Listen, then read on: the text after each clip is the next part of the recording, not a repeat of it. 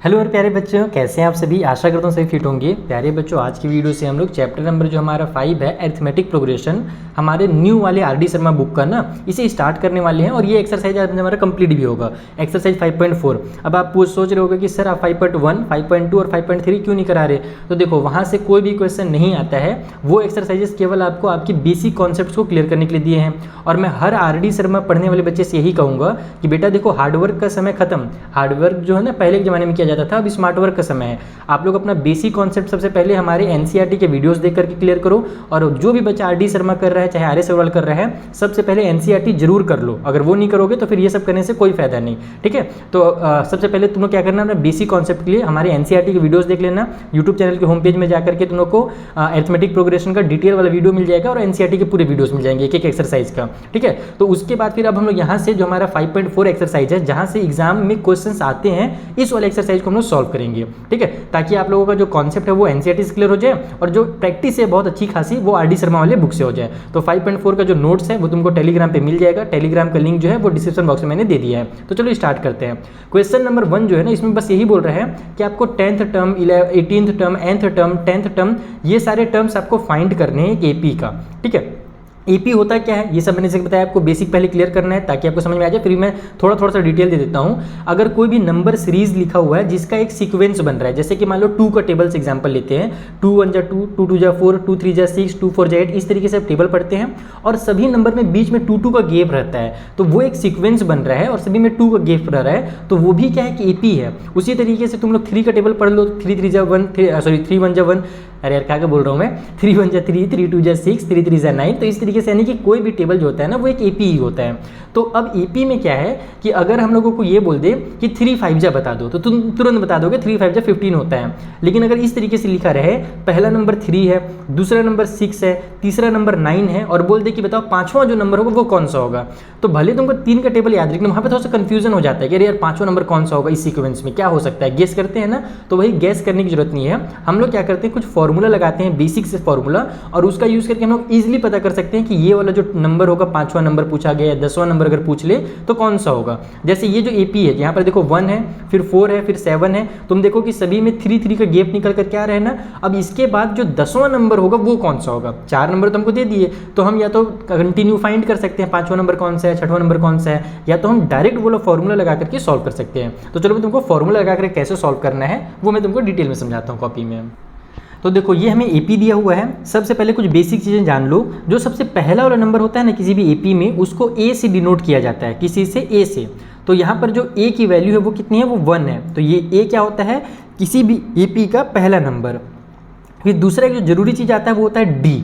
अब डी का मतलब क्या है, डी का मतलब है डिफरेंस, कॉमन डिफरेंस, यानी इन सभी नंबर्स के बीच में जो डिफरेंस है वो कितने का है। तो जैसे कि मैंने बताया कि इन सभी के बीच में डिफरेंस 3 3 का दिख रहा है ना। 1 से 4 के बीच में 3 नंबर आते हैं, 4 से 7 के बीच में 3 नंबर आते हैं, यानी जब डिफरेंस करते हैं तो 3 आता है। 7 में से 4 को माइनस कर दो 3 आएगा, 4 में से 1 को माइनस करो तो 3 आएगा, 10 में से 7 माइनस करो तो 3 आएगा।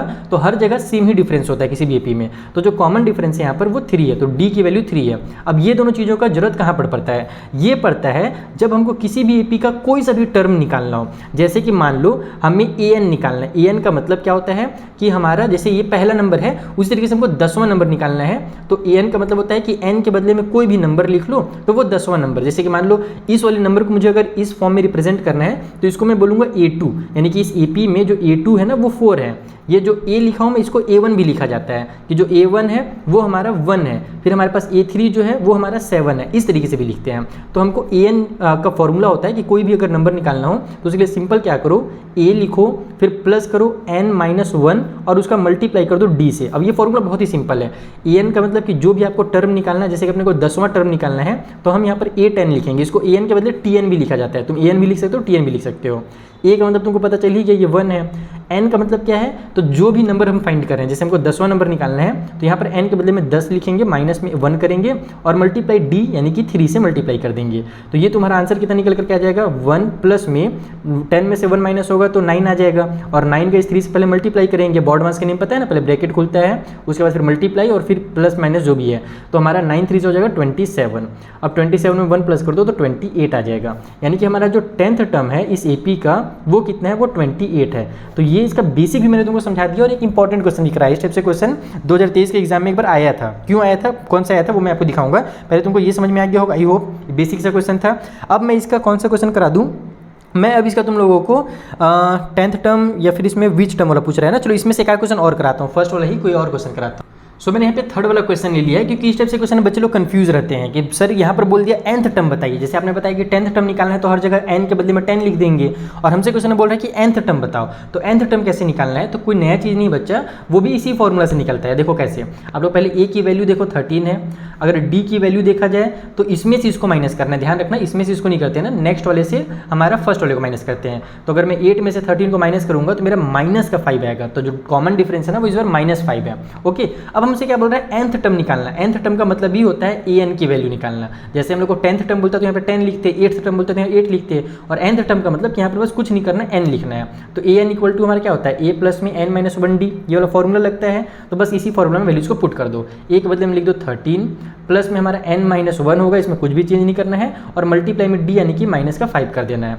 तो ये हो जाएगा तुम्हारा 13 माइनस का 5, और इस n का मल्टीप्लाई होगा तो कितना आ जाएगा, माइनस का 5n आ जाएगा। उसके बाद माइनस और माइनस हमारा प्लस का 5 हो जाएगा, यही होगा ना मल्टीप्लाई जब होगा तो। अब जब मैं ब्रैकेट्स ओपन करूंगा तो ये हो जाएगा तुम्हारा 13 प्लस माइनस माइनस का 5n और प्लस प्लस प्लस का 5, तो ये तुम्हारा बन गया 18 माइनस में 5n, यानी कि जो nth टर्म है वो 18 माइनस 5n है, और कुछ नहीं करना है। अब इसी में अगर तुमसे बोल देता कि सेकंड पहले nth टर्म फाइंड करो और उसी nth टर्म का यूज करके फिफ्थ टर्म फाइंड करो, क्योंकि फोर्थ टर्म तक तो दिया हुआ था अपने को, फिफ्थ टर्म निकालना रहता ना, तो बस यहाँ पर इसी को सॉल्व करते, अब पूरा ऊपर से सॉल्व नहीं करते, अब सिंपली n में यहाँ पर 5 का मल्टीप्लाई कर देते, यानी n के बदले में 5 रख देते, तो तुम्हारा जो फिफ्थ टर्म है वो निकल जाएगा। अगर तुमसे बोले सिक्स्थ टर्म कौन सा है, तो n के बदले में तुम 6 रख दो, एकदम सिंपल आंसर आ जाएगा। जैसे तुमको मैं एग्जांपल दे रहा हूँ, देखो बेसिक अगर क्लियर रहेगा बच्चों ना, तो तुमको रटने की कोई भी जरूरत ही नहीं पड़ेगी, और एग्जाम में तुम्हारा कॉन्फिडेंस बहुत हाई रहता है। तो जैसे कि मान लो मैं एक एग्जांपल समझा रहा हूँ, अगर हमको इसी चीज़ का यूज, तुम इसका भी यूज़ करके सेकंड टर्म निकाल सकते हो, और तुम इसका यूज भी करके सेकंड टर्म निकाल सकते हो। कैसे, अगर मान लो मुझे बोल देता कि सेकंड टर्म निकालिए इसका यूज़ करके, तो मैं क्या करता, इसके बदले में बस मैं 2 लिख देता, सेकंड टर्म मतलब कि 2, तो ये हो जाता है 18 माइनस में 5 मल्टीप्लाई 2, तो ये कितना हो जाएगा 18 माइनस में 10, और ये निकल कर क्या आ जाएगा तुम्हारा 8, और तुम देखो यहाँ पर सेकंड टर्म जो है वो 8 है, यहाँ पर 8 निकल कर आया। तो ये इसका कॉन्सेप्ट, यानी बेसिक क्लियर रखो, सारी चीज़ें ईजी लगेंगी। तो इस टाइप से क्वेश्चन समझ में आ गया। अब मैं इस टाइप से क्वेश्चन समझाता हूँ जो 23 में आया हुआ था। हमसे इसमें पूछ रहा है कि which term of AP is, इस वाले एपी का जो कौन सा टर्म जो है 248 है। और उसी तरीके से सेम टू सेम क्वेश्चन आया है 2023 में घुमा करके कि which term of AP is a first negative term, यानी कि इनमें से इस एपी में जो पहला निगेटिव नंबर होगा वो कौन सा होगा। तो पहले मैं तुमको फर्स्ट वाला चीज़ समझाता हूँ, उसके बाद तुमको ये वाला बहुत ईजिली समझ में आ जाएगा कि एक्चुअल में इसमें पूछा क्या गया है आपसे। तो देखो ये अपने को एपी दिया हुआ है, जहाँ पर हमें बता दिया है पहला नंबर 3 है, फिर 8 है, फिर 13 है, और हमसे पूछ रहा है कि इसी सीक्वेंस से जब आगे बढ़ेंगे तो हमारे इस सीक्वेंस में 248 कौन से नंबर पे आएगा, कौन सा टर्म होगा। जैसे ये तीसरा टर्म है, ये दूसरा टर्म है, वैसे कौन सा टर्म होगा जिसमें 248 आएगा। तो इसमें भी आपको सिंपल वही काम करना है, पहले ए लिख लेना है, ए की वैल्यू 3 है, आपको डी लिख लेना है जो कि 8 में से 3 माइनस होगा तो 5 निकल करके आ जाएगा। अब आपको फॉर्मूला लगाना है, फॉर्मूला क्या, तो वही वाला an equal to a plus में n-1d। अब हमको देखो ये जो an है ना, इसका ही वैल्यू दे चुका है। हम लोग को पहले मान लो फिफ्थ टर्म पूछा रहता था, सिक्स्थ टर्म पूछा रहता था, तो हम लोग यहाँ पर a6 लिखते थे, a5 लिखते थे, लेकिन अब अपने को पहले से बता दिया गया क्योंकि हमारा जो टर्म है ना ये कौन सा है, यानी ये जो नंबर है एक्चुअल में वो नंबर कौन सा है, तो नंबर हमारा 248 है। तो an का जो वैल्यू है वही अपने को यहाँ पर दिया हुआ है 248, ये an का ही वैल्यू है। तो यहाँ पर हम लोग 248 लिखेंगे, इक्वल टू साइड में a का बदले 3 लिखेंगे, प्लस में n-1 करेंगे, क्योंकि ये n का वैल्यू अपने को पता नहीं है कि कौन सा नंबर 248, यही n निकालना है, और मल्टीप्लाई में 5 कर देंगे। तो ये हो जाएगा तुम्हारा 248 इक्वल के उस साइड में 3, और प्लस में ये हो जाएगा तुम्हारा 5n, और ये हो जाएगा माइनस का 5। तो ये दोनों सॉल्व होकर के माइनस का 2 बना लेंगे, माइनस के 2 को मैं इधर ले आऊँगा तो प्लस का 2 हो जाएगा। तो ये मैं डायरेक्ट लिख देता हूँ 248 प्लस का 2, समझ में आया ना, प्लस 2 कहाँ से आया, इन दोनों को सॉल्व किया तो इधर माइनस का 2 हो गया, और उसको इधर लेकर के आ गया तो वो प्लस का 2 हो गया। इक्वल टू साइड में हमारे पास 5n है। अब अपने को n की वैल्यू निकालनी है तो 5 को ट्रांसफर करना पड़ेगा, तो इधर हमारे पास 250 बन गया, ये दोनों सॉल्व होकर के divide by 5, equal to side में n आ गया, 5 5 जो 25, ये 0 हो गया, यानी कि जो n की वैल्यू है वो कितनी निकल कर गई, 50 निकल करके आ गई। इसका मतलब ये हुआ कि इस एपी में, ये जो हमें एपी दिया हुआ था उसमें जब 50वां नंबर हम लिखेंगे ना तो वो 50वां जो नंबर होगा वो 248 होगा। इस तरीके से तुमको ये क्वेश्चन बनाना था। अब ये समझ में आ गया ना कि कौन सा टर्म कितना है, ये समझ कैसे निकाला जाता है। अब इसका जो थर्ड क्वेश्चन है जो सीबीएसई ने 2023 में पूछा था लास्ट ईयर, उसे समझो। तो देखो इसमें बोल क्या रहा है कि ये AP है, आप लोग देख रहे हो इसको डिक्रीज हो रहा है, फिर 65 से 61 हुआ, 57 हुआ, 53 हुआ, ऐसे करके नीचे चला जाता जाएगा और एक समय ऐसा आएगा जब वो निगेटिव में पहुंच जाएगा। तो हमसे ये पूछ रहा है कि कौन सा नंबर होगा पहला नंबर जो हमारा उस नंबर का वैल्यू नहीं पूछ रहा है, मतलब ये पूछ रहा है कि सीक्वेंस में, जैसे ये चौथा नंबर आया, तीसरा नंबर आया, वैसे ही सीक्वेंस में कौन सा टर्म होगा जो हमारा निगेटिव स्टार्ट हो जाएगा, जहाँ से निगेटिव स्टार्ट होगा।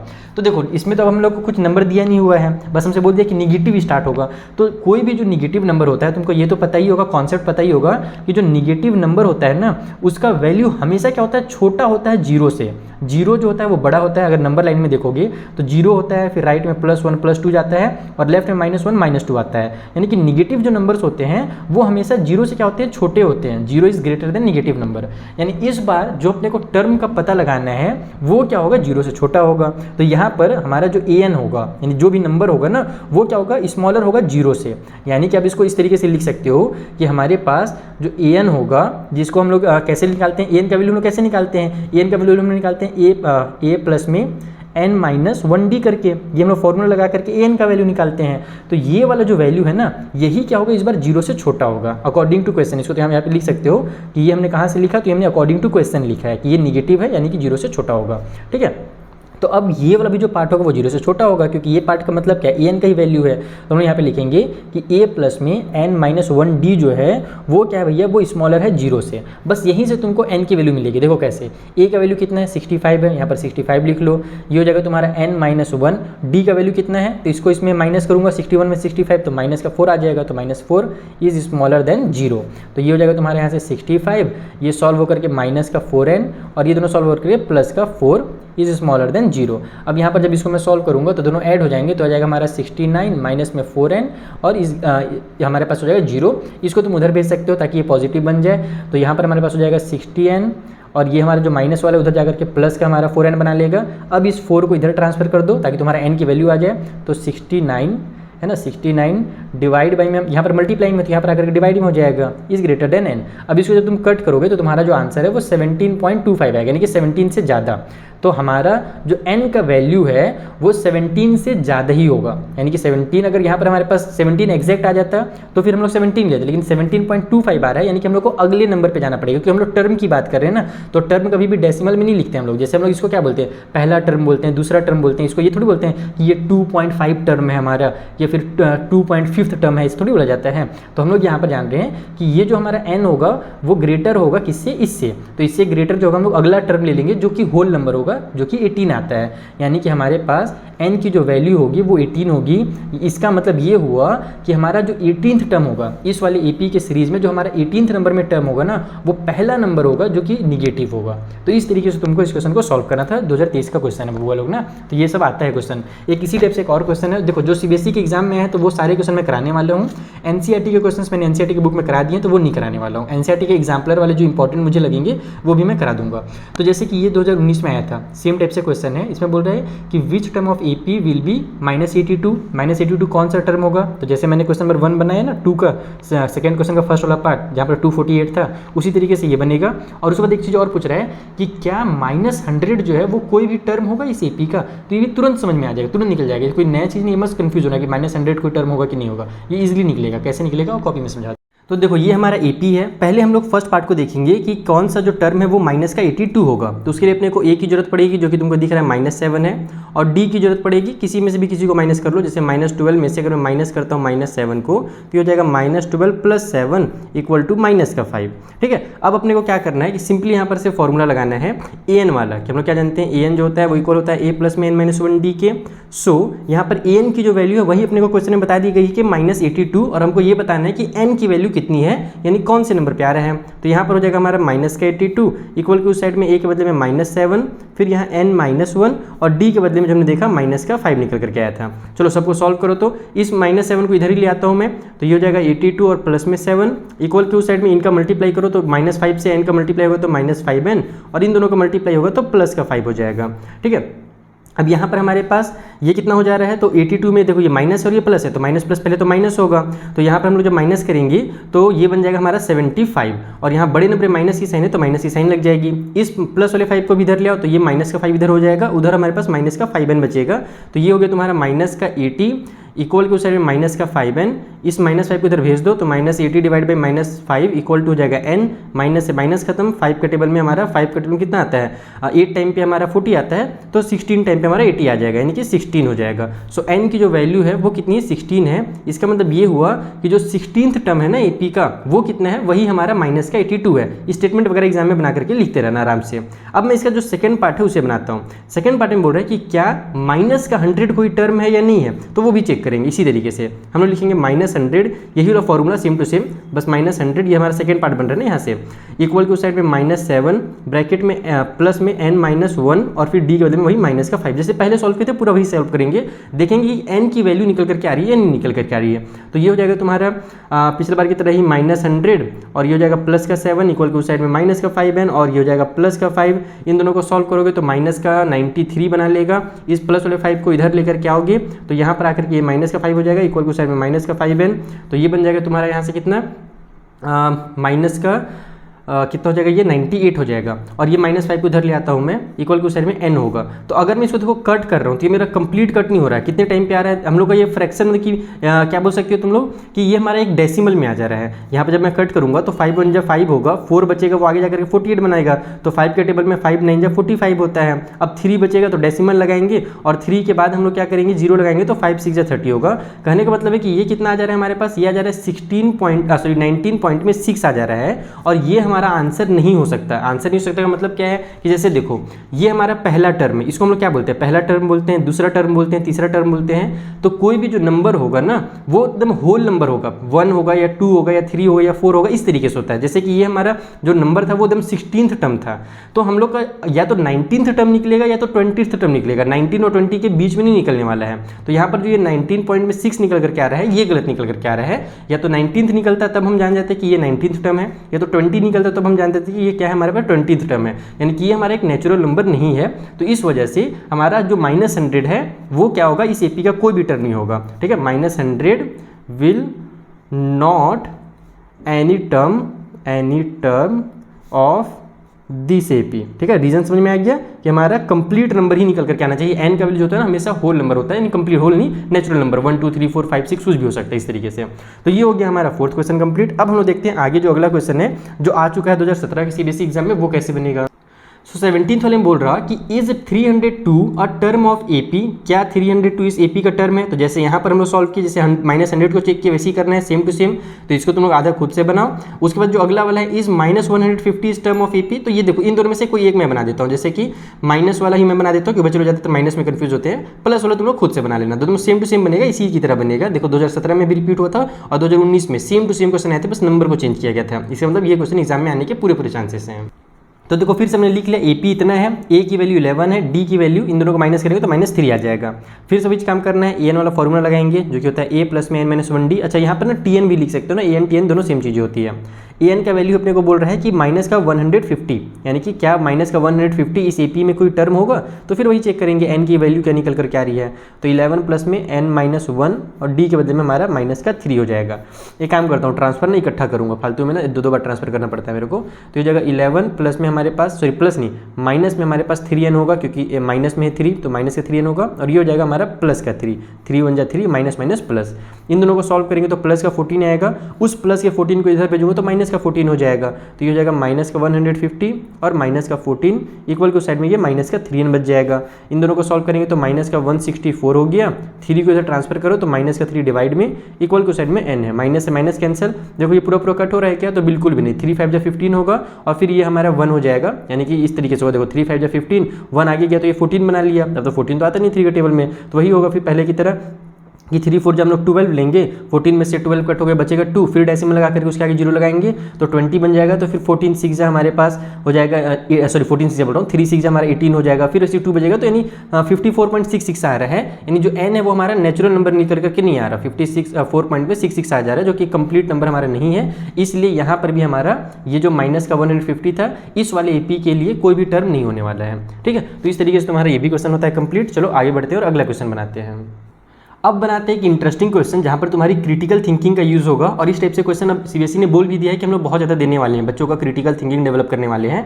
तो इस टाइप से क्वेश्चन वहाँ पर आता है।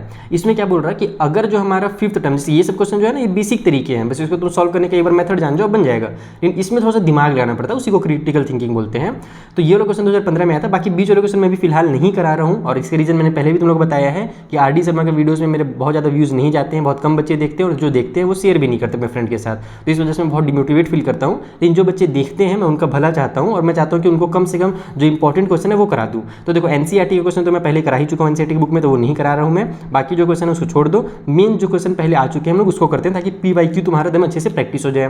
तो जो फिफ्थ टर्म है AP का वो क्या है 31, फिफ्थ टर्म AP का 31 दे दिया है, बहुत अच्छी बात है। एंड उसके बाद क्या बोल रहे हैं कि 25th टर्म जो है वो 140 मोर देन फिफ्थ टर्म, यानी कि जो 25th टर्म आ रहा है वो पाँचवें वाले टर्म से 140 ज़्यादा है। तो पाँच वाला टर्म कितना था 31 था, तो यानी एक 31 में 140 और ऐड कर दो तो 171 आ जाएगा। अब हमसे बोला कि बताइए AP कितना होगा, तो लग रहा है अरे सर यहाँ पर AP तो बनेगा ही नहीं हमसे, लेकिन ऐसा बिल्कुल भी नहीं, बहुत ईजिली बनेगा। चलो समझाता हूँ कैसे। तो देखो दो चीज़ें दी हुई हैं, पहला बोला है कि फिफ्थ टर्म है 31 और दूसरा बोला है 25th टर्म जो है वो 141 है ज़्यादा फिफ्थ वाले टर्म से। तो सबसे पहले इसका यूज़ करते हैं। फिफ्थ टर्म जो है यानी कि हमारे पास जो A5 की वैल्यू है वही 31 है, समझ में आ गया। फिफ्थ टर्म का मतलब A5 या T5 जिसको हम लोग बोलते हैं।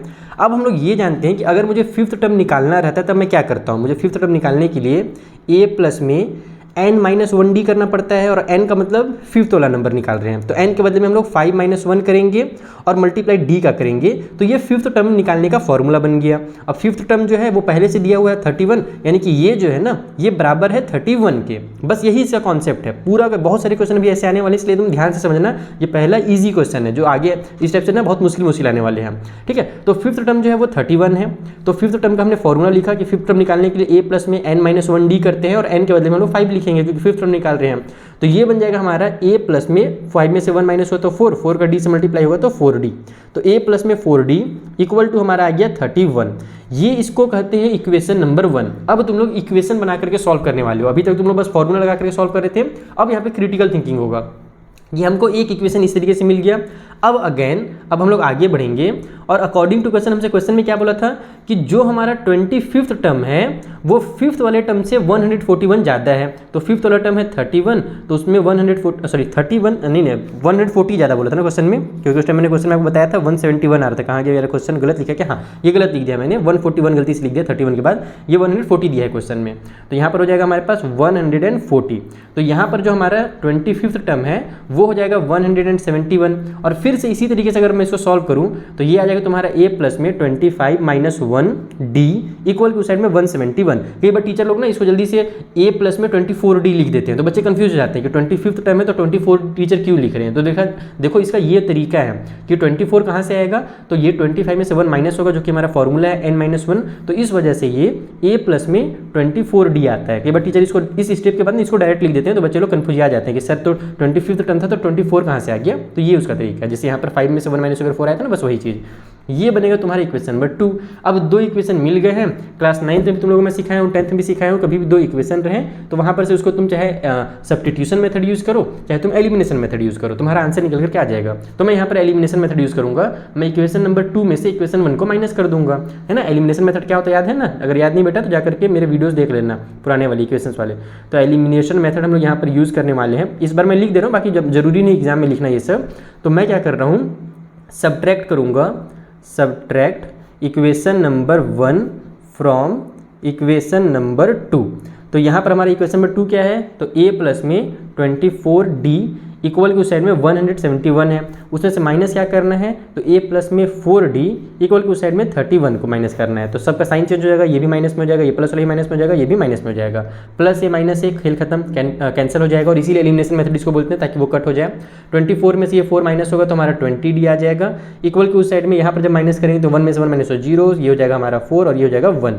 अब D की वैल्यू निकालनी है तो 20 को उधर ट्रांसफर कर दो, तो D इक्वल टू हो जाएगा 140 डिवाइड बाई में 20, 0 से 0 कैंसिल, 2 का टेबल में 7 टाइम पे आ गया, तो D की वैल्यू कितनी निकल करके आ गई, 7 निकल करके आ गई। अब इस 7 को क्या करो तुम इक्वेशन नंबर 1 में या इक्वेशन 2 जिसमें भी चाहो पुट कर सकते हो। तो इक्वेशन 1 छोटा है इसलिए मैं वहां पर पुट करूंगा, है ना। यहाँ पर मैं लिखूंगा D equal to 7 in equation number 1। तो इक्वेशन 1 हमारे पास क्या था, a प्लस में 4d था, तो a प्लस में 4 मल्टीप्लाई 7 हो जाएगा इक्वल टू साइड में 31, तो 7 4 हो जाएगा 28, 28 उधर जाकर के माइनस हो जाएगा, तो a इक्वल टू 31 माइनस में 28, तो a की जो वैल्यू है वो यहाँ से कितनी निकल कर आएगी, 3 निकल कर आएगी। तो अपने को पहला टर्म मिल गया और कॉमन डिफरेंस मिल गया। तो कभी भी अगर पहला टर्म और कॉमन डिफरेंस मिल जाता है तो ये कॉन्सेप्ट मैंने एनसीईआरटी बुक में तुम लोग को समझाया था, यहाँ पर आरडी शर्मा में स्टार्टिंग में तो नहीं समझाया, लेकिन ये कॉन्सेप्ट मैं समझा चुका तुम लोग को कि अगर हमको a और d का वैल्यू पता है तो हम लोग सिंपली लिखेंगे कि a का मतलब होता है a1 यानी पहला वाला टर्म हमारा 3 है। जो a2 होता है उसके लिए आपको कुछ नहीं करना है, सिंपली a1 में ही d को प्लस कर देना है, सिंपल एकदम। जो पिछला टर्म है हमारा उसमें कॉमन डिफरेंस को मिला दो,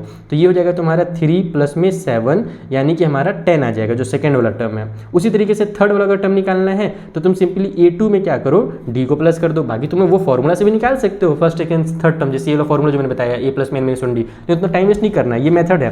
तो a2 में से हम लोग क्या करेंगे, d को ऐड कर देंगे, यानी कि 10 में जब हम लोग 7 ऐड करेंगे तो हमारा 17 आ जाएगा थर्ड वाला टर्म, है ना। एक बार लास्ट फोर्थ टर्म निकाल देते हैं, तो a4 के लिए हम लोग a3 में d प्लस कर देंगे, तो ये हो जाएगा हमारे पास a3 कितना है 17 प्लस में 7 इक्वल टू हमारा कितना हो जाएगा 7 7 14 24 आ जाएगा, ठीक। तो इस तरीके से हमारा जो AP होगा, सो AP इज इक्वल टू सबसे पहला टर्म 3, दूसरा टर्म 10, तीसरा टर्म 17 और चौथा टर्म 24, और ये हो गया डैश डैश डैश, इसी तरीके से आगे जाएगा। तो इतना आसान है इस क्वेश्चन को सॉल्व करना, बस तुमको यहाँ पर एक क्रिटिकल थिंकिंग यूज़ करना है कि ये वाला मेथड समझना है, ठीक है। अगर आपने 2 इक्वेशन बना लिया है तुम वहाँ से a और d का वैल्यू आराम से निकाल सकते हो। यहाँ पर हमने एलिमिनेशन मेथड यूज़ किया, अगर तुमको एलिमिनेशन मुश्किल लगता है तो तुम सब्स्टिट्यूशन भी यूज़ कर सकते हो, दोनों मेथड बहुत आसान है।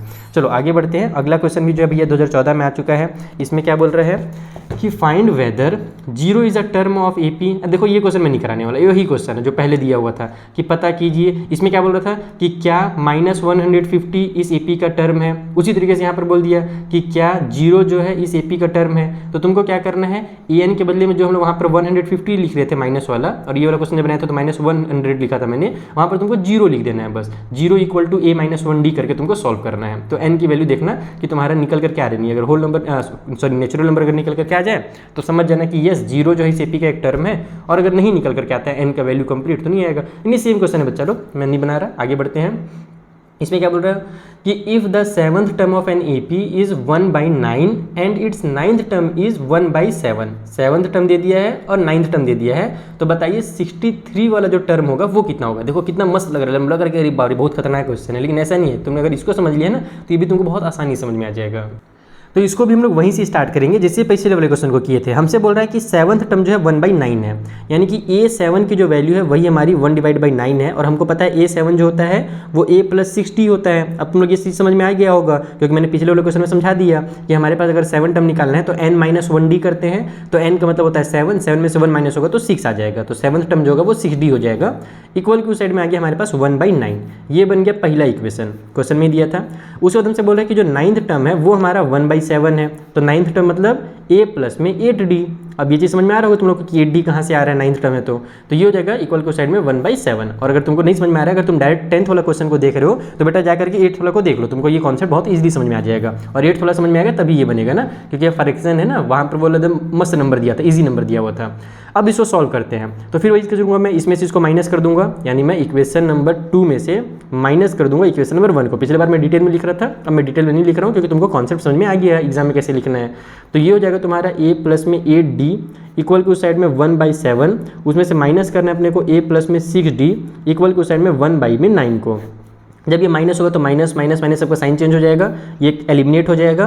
8 में से 6 माइनस होगा तो हमारा 2d आ जाएगा। इधर हम लोग देखो डायरेक्ट तो माइनस कर नहीं सकते, तो इसको हम एक बार सॉल्व करेंगे 1/7 लिख करके 1/9, इस तरीके से हम लोग इसको सॉल्व करने वाले हैं। तो यहाँ से हमारा ये 2d होगा, 9 और 7 का एलसीएम 63 को 7 से डिवाइड देंगे तो 9, और ऊपर में 9 1 9 हो जाएगा, उसी तरीके से इधर 7 आ जाएगा। तो यहाँ से हमारा 2d जो है वो निकल करके आ गया 2 डिवाइड बाई में 63। तो अगर मुझे d की वैल्यू निकालनी है तो d उधर जाकर के डिवाइड में हो जाएगा, तो ये हो जाएगा 2 बाई में 63 डिवाइड बाई में हमारे नीचे में यानी कि डिनोमिनेटर में 2, तो ये 2 से ये 2 कैंसिल, ऊपर में 1 बचा, तो d की जो वैल्यू है वो 1 बाई में 63 निकल करके आ गया। अब हम लोग d का यूज़ करके जो a है वो निकालेंगे, तो फिर कहाँ से मैं यूज़ कर सकता हूँ, तो मैं किसी में भी यूज़ कर सकता हूँ, जैसे कि ये छोटा यही है ना, 8d से अच्छा 6d है, तो इसी को मैं सॉल्व कर लेता हूँ। तो मैं यहाँ पर इक्वेशन 1 यूज़ करूँगा, d इक्वल टू 1 बाई में 63 इन इक्वेशन नंबर 1, इसको सब्स्टिट्यूट बोलते हैं, सब्स्टिट्यूट d इक्वल टू इतना इन इक्वेशन नंबर 1 ऐसे भी लिखा जाता है। तो इक्वेशन 1 में हमारे पास क्या है, a प्लस में 6d है इक्वल की उस साइड में 1/9 है। तो देखो यहाँ पर अगर मैं पुट करूँगा तो कन्फ्यूज हो जाओगे, इसको मैं डायरेक्ट ट्रांसफर कर देता हूँ। देखो a की वैल्यू निकालने के लिए मैं a इक्वल टू 1/9 माइनस में 60 कर दूंगा, क्योंकि इधर प्लस में उधर जाकर के माइनस में हो जाएगा। अब तुमको a का वैल्यू समझ में आएगा कैसे निकल रहा है। तो a इक्वल टू हो जाएगा तुम्हारा यहाँ से 1/9 माइनस में 6 मल्टीप्लाई 1/63 d के बदले में। तो ये हो गया तुम्हारा a इक्वल टू 1/9 और ये माइनस में हमारे पास 6 1 6 डिवाइड बाई में हमारे पास 63 आ गया। ठीक है, कहाँ पे सॉल्व करूँ आगे, इधर ही सॉल्व कर लेता हूँ ऊपर में। ठीक है, तो यहाँ पर हमारे पास 9 और 63 कैल्शियम तो 63 ही होगा, क्योंकि 63 9 के टेबल में आ जाता है। तो यहाँ पर हम लिखेंगे a equal to divide by में 63 को इस 9 से डिवाइड देंगे तो हमारा कितना आएगा, 9 आ जाएगा, है ना। नहीं 9 बोल रहा है, 7 आ जाएगा। और 7 को हम लोग ऊपर वाले 1 से मल्टीप्लाई करेंगे तो 7 1 7 हो जाएगा। फिर माइनस में हमारे पास वो जो 6 है वो भी उतर जाएगा, क्योंकि हम लोग जानते हैं 63 को 63 से डिवाइड देंगे तो 1, और 1 का इस वाले 6 से मल्टीप्लाई करेंगे तो 6 आएगा। तो a की जो वैल्यू है वो भी बेटा 1/63 आ गई। a और d दोनों हमारे सेम टू सेम है, तो ऐसा होता है, इसमें कन्फ्यूज होने की कोई जरूरत नहीं है। तो a और d हमारे निकल कर क्या गया।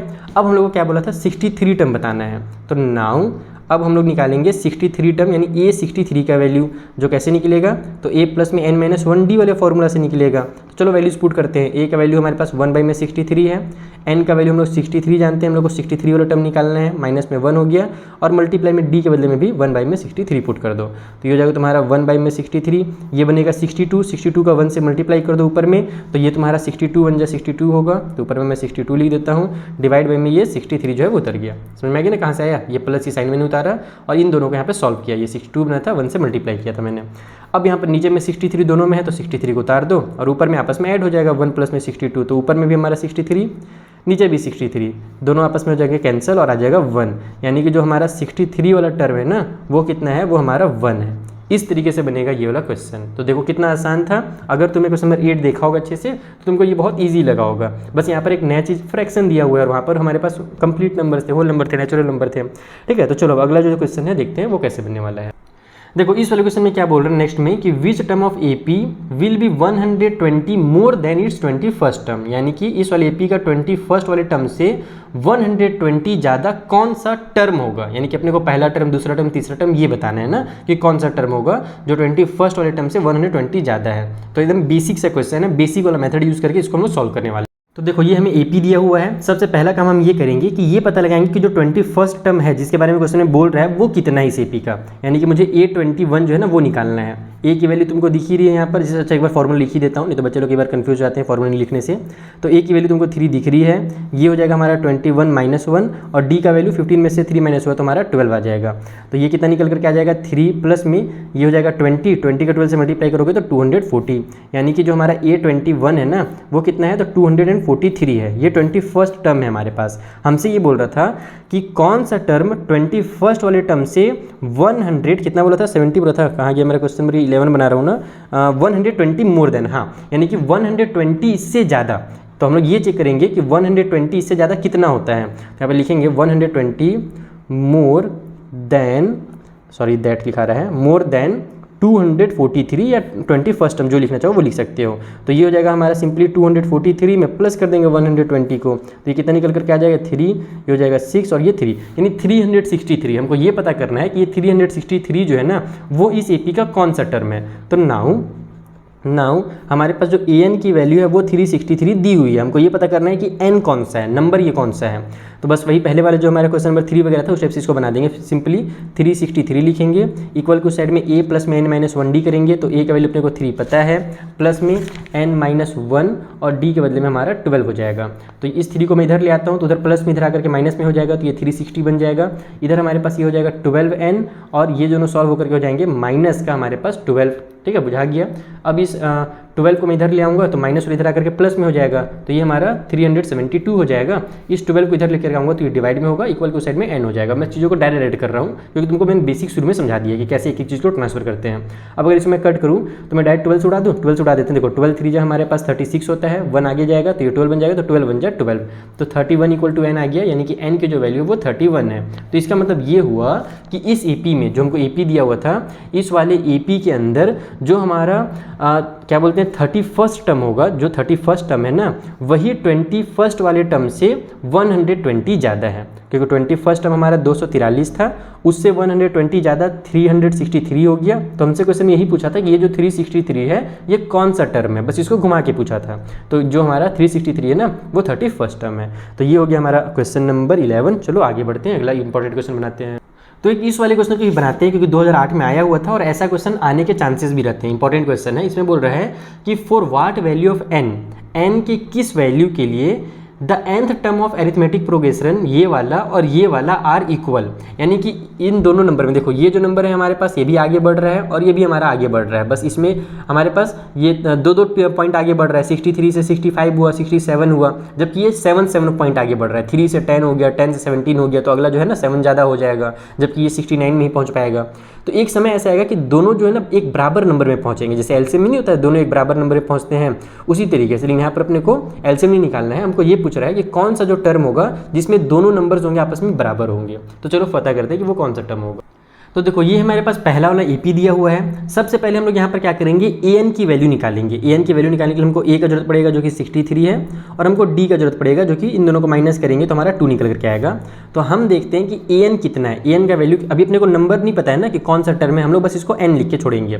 तो एन कितना है हमारे पास, तो ए प्लस में एन माइनस 1 डी, इस फॉर्मूला से एन निकलता है। तो ये हो जाएगा हमारा 63 प्लस में एन, दिल्ली मेरा पेन खत्म, लाइव क्लास है, मेरा पेन खत्म, जा रहे बबुआ।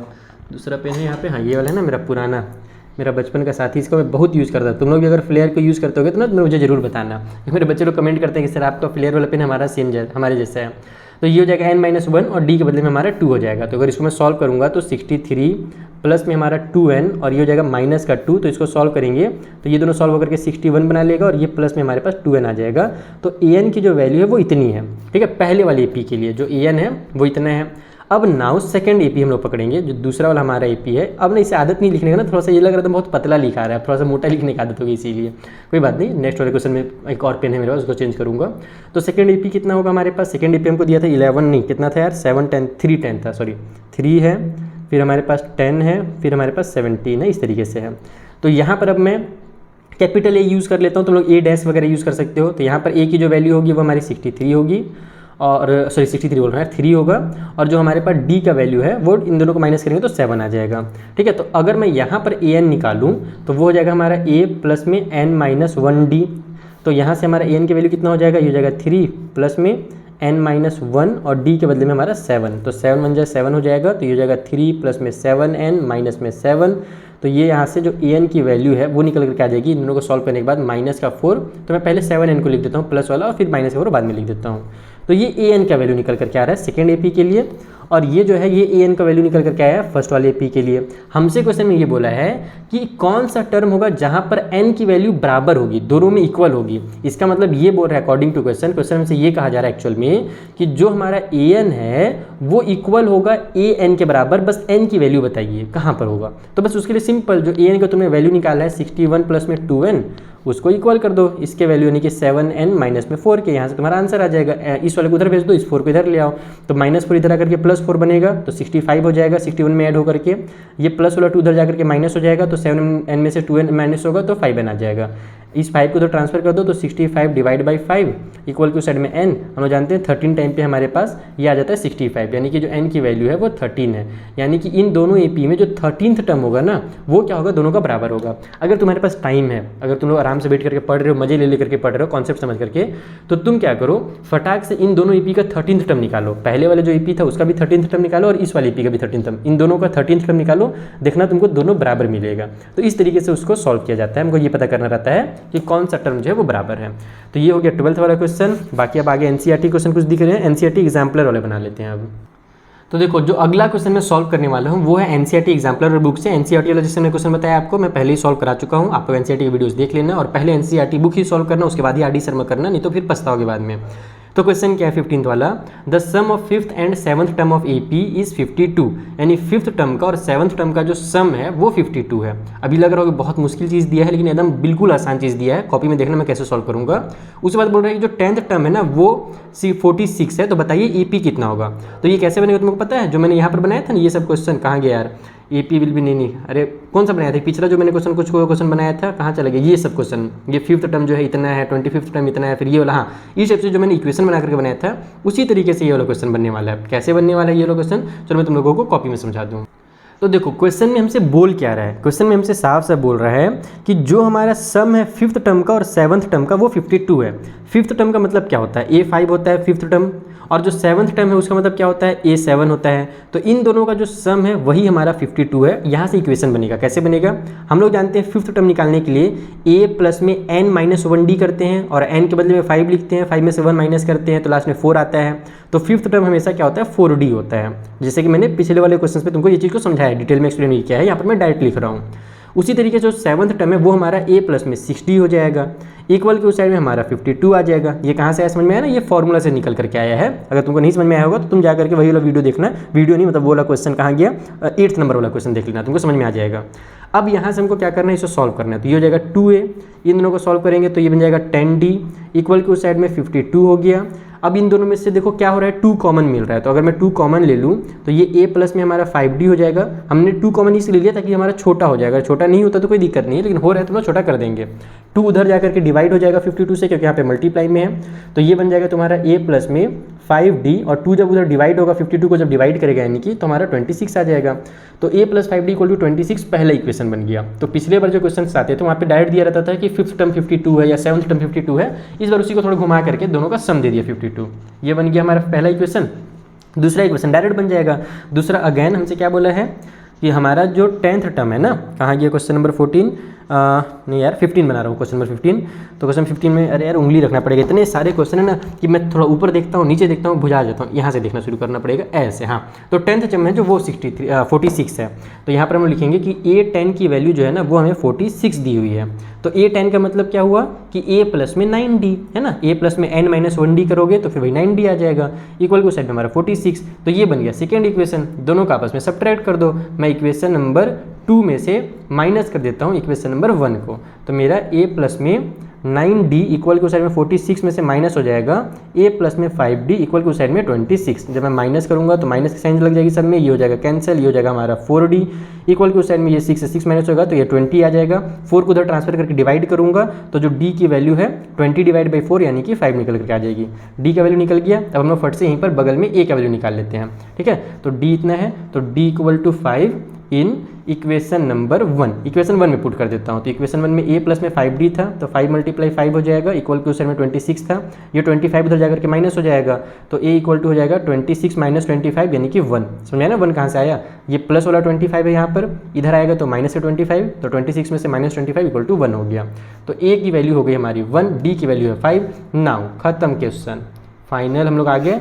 अब हम लोग करने वाले हैं AP फाइंड। तो हम लोग जानते हैं कि A1 ही जो होता है वही इसी को हम लोग A बोलते हैं। अगर अपने को A2 निकालना है तो सिंपली क्या करना पड़ेगा, A1 में इस D को प्लस करना पड़ेगा। ये चीज़ मैंने पहले भी समझाया है। तो ये हो जाएगा तुम्हारा 1 प्लस में 5 यानी कि 6। उसी तरीके से जो A3 होगा वो 6 में D को प्लस करने से आएगा, यानी कि 6 प्लस 5 कर दो तो 11 हो जाएगा। फिर A4 जो है वो हमारा A3 यानी कि 11 में D को प्लस करने से आएगा जो कि 15 हो जाएगा। तो इस तरीके से जो तुम्हारा AP है वो कितना निकल करके आ गया, वो निकल करके आ गया 1, फिर 6, फिर 11, फिर 15 डैश डैश डैश। खत्म क्वेश्चन। कितना आसान क्वेश्चन था, लग रहा था पढ़ने से मुश्किल लेकिन है बहुत इजी। तो इस तरीके से 15 वाला ही बन गया। अगला क्वेश्चन क्या है 16 वाला, अगला भी एकदम सेम टू सेम क्वेश्चन है। इसमें बस वही चीज़ यहाँ पर भी देखो एकदम सेम टू सेम क्वेश्चन दिया हुआ है। इसमें बोल रहा है कि सम जो है 3rd और 8th टर्म का वो 7 है, और जो सम है 7th और 14th टर्म का वो -3 है। पिछले बार वाले में यहाँ पर सम नहीं दिया था, पहला इक्वेशन बनाने के लिए सम वाला तरीका यूज़ किए थे हम लोग, और दूसरा वाला इक्वेशन तुरंत बन गया था। लेकिन इस बार अपने को दूसरे इक्वेशन में भी A7 + A14 इक्वल टू -3 ऐसे लिखना पड़ेगा। तो ये क्वेश्चन भी बन जाएगा। Is that clear. तो ये दोनों सेम टू सेम है, इसीलिए मैं सेकंड वाला इसको नहीं बना रहा। ये जो क्वेश्चन इसको देखते हैं, इसमें क्या बोल रहा है, ये भी क्योंकि इंसेंट एग्जाम्पलर वाला है कि 9th टर्म जो EP का है वो 0 है, A9 का वैल्यू 0 दे दिया। प्रूव दैट जो 29th टर्म होगा वो डबल होगा 19th टर्म के। तो जो 29th टर्म होगा 19th टर्म का डबल होगा, ऐसा अपने को प्रूव करना है। तो थोड़ा सा नया क्वेश्चन है, ज़्यादा मुश्किल नहीं है। चलो समझाता हूँ कैसे बनेगा ये भी। तो देखो इस क्वेश्चन में बोला क्या गया है, स्टार्ट करते हैं स्टार्टिंग से। सबसे पहले हमसे बोला जा रहा है कि जो 9th टर्म है वो क्या है, 0 है AP का।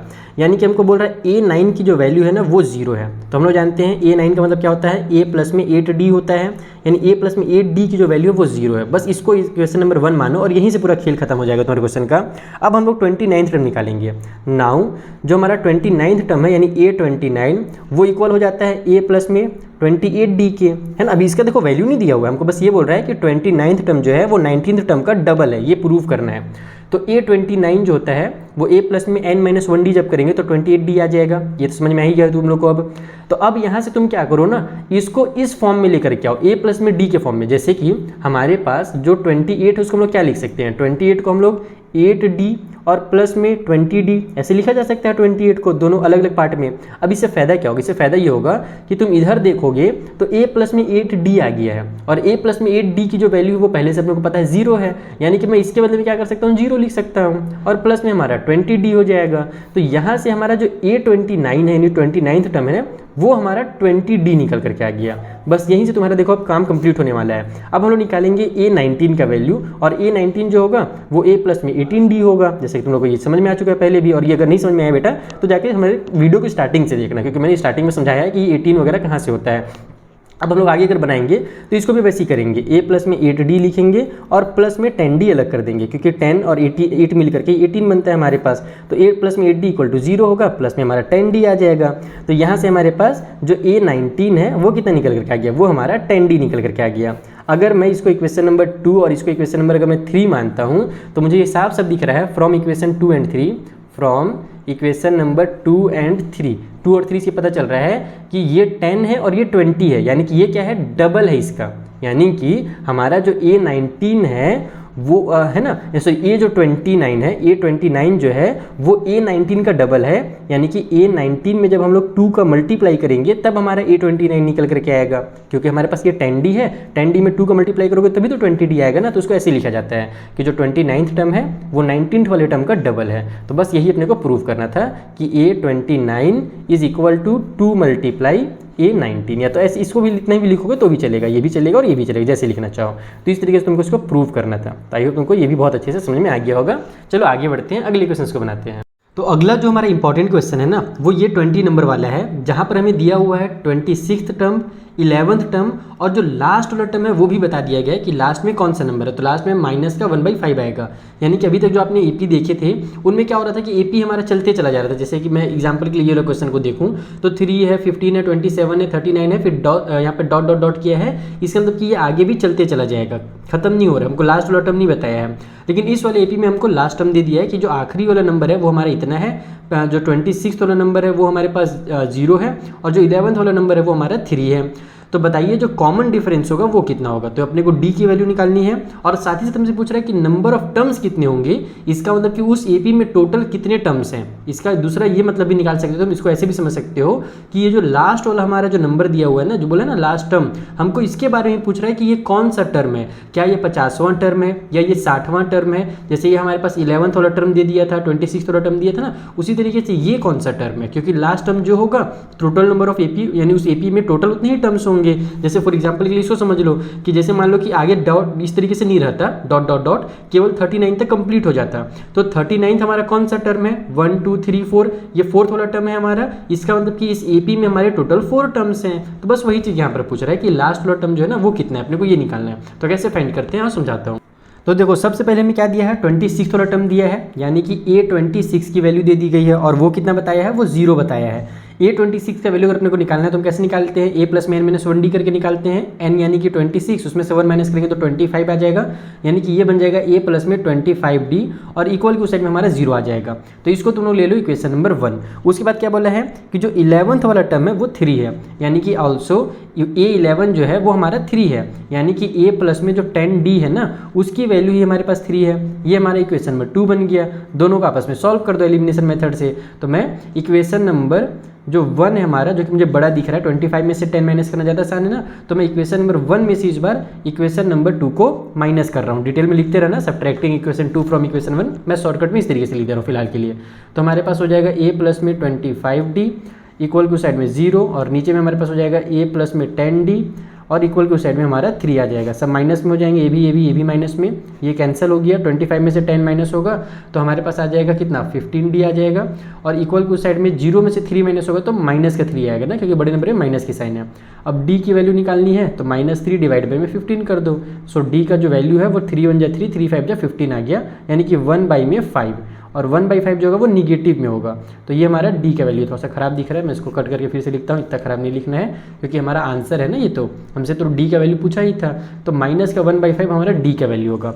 अब हम लोग से पूछ रहा था कि कितने टर्म्स हैं, तो मैंने जैसे वो बताया कि लास्ट वाला टर्म हमको पता है ना, तो हमको बस यही फाइंड करना है यहाँ पर कि जो लास्ट वाला टर्म हमारे पास है, लास्ट टर्म कितना था हमारा, लास्ट वाला जो टर्म था वो हमारे पास था माइनस का 1/5। हमको यही पता लगाना है कि ये कौन से नंबर पे आ रहा है, जिस भी नंबर पे आ रहा होगा उतने ही टर्म्स होंगे वहाँ पर। तो हम लोग फिर से ये फॉर्मूला लगा देंगे, a प्लस में n-1 d वाला फॉर्मूला, और इसके इक्वल में लिखेंगे हम लोग 1/5 माइनस का। यहाँ से अपने को n की वैल्यू निकालनी है, a का वैल्यू अपने को पता है नहीं फिलहाल, तो हम लोग a का भी वैल्यू निकाल लेते हैं। कहाँ पर निकालें, तो एक बगल में निकाल लेते हैं। d का वैल्यू निकल गया है ना, तो a का वैल्यू अपन इक्वेशन नंबर 1 का यूज़ करके निकाल देते हैं। इक्वेशन ये 1 में, इक्वेशन नंबर 1 फ्रॉम इक्वेशन 1 ऐसे लिख लेना एग्जाम में। इक्वेशन 1 में क्या है, a प्लस में 25d इक्वल टू 0 था, ये इक्वेशन 1 था, 25d को उधर भेज दो तो a इक्वल टू हो जाएगा हमारा माइनस का 25d। इस तरीके से इधर प्लस में था उधर जाकर माइनस में, तो a की वैल्यू कितनी हो जाएगी माइनस का 25, और d हमने 1/5 निकाला है माइनस में, तो पहले तो ये माइनस माइनस प्लस हो जाएगा और ये हो जाएगा 5 5 जा 25, यानी कि a की जो वैल्यू होगी वो प्लस वाली 5 हो जाएगी। ठीक है, ये समझ में आ गया a का वैल्यू। अब इसी वैल्यू को यहाँ पर पुट करेंगे तो ये हो जाएगा हमारा a का वैल्यू प्लस वाला 5, फिर n-1 और d का वैल्यू माइनस का 1/5, और ये मल्टीप्लाई में है ना, इसलिए यहाँ पे मल्टीप्लाई या तो साइन लगा देना, तो ऐसे ब्रैकेट लगा देना। अगर माइनस का 1/5 लिख दोगे तो इसका मतलब हो जाएगा कि वो माइनस हो रहा है। इक्वल के उस साइड में हमारे पास माइनस का 1/5 है। ठीक है, तो अगर मैं इसको सॉल्व करूँ तो सबसे ईजी तरीका क्या होगा यहाँ पर, इसको सबसे ईजी तरीके से हम लोग को सॉल्व करने के लिए पहले तो मुझे मल्टीप्लाई करना ही पड़ेगा। अगर मैं इस -5 इसको उधर भेज दूंगा तो लास्ट में मुझे फिर कटपीट करनी पड़ेगा। चलो पहले इधर ही सॉल्व करते हैं ना एक बार इनको। इसको अगर मैं सॉल्व करूँगा तो ये हो जाएगा माइनस का n डिवाइड बाई में 5 है ना, इसका इसे मल्टीप्लाई होगा तो माइनस का n आ जाएगा, 1 का n से मल्टीप्लाई होकर के डिवाइड में 5 उतर जाएगा। इन दोनों का मल्टीप्लाई होगा तो दोनों माइनस में, तो माइनस माइनस प्लस का हो जाएगा हमारे पास 1/5, और इक्वल के उस साइड में हमारा माइनस का 1/5 है। ठीक है, तो या तो तुम डायरेक्ट भी ट्रांसफर कर सकते हो या दूसरा तरीका है कि तुम सॉल्व करके ट्रांसफर करो। तो मैं तुम लोगों को एकदम बेसिक तरीका समझाता हूँ सॉल्व करके ट्रांसफर करने का। देखो इसके नीचे 1 है तो ये सब 5 का एलसीएम हमारे पास 5 हो जाएगा, ये हो जाएगा तुम्हारा 5 5 जो 25 माइनस में n और प्लस में 1 इक्वल के उस साइड में माइनस का 1/5। इसमें बच्चे कंफ्यूज नहीं होते ये तरीके से। हमने क्या किया, नीचे में एलसीएम ले लिया और उसके बाद फिर वही जैसे सॉल्व करते हैं, एलसीएम को नीचे डिवाइड करते हैं और ऊपर फिर मल्टीप्लाई करते हैं, तो वही वाला काम हमने कर लिया। अब यहाँ पर सॉल्व करो तो 25 और 1 मेरा 26 हो जाएगा।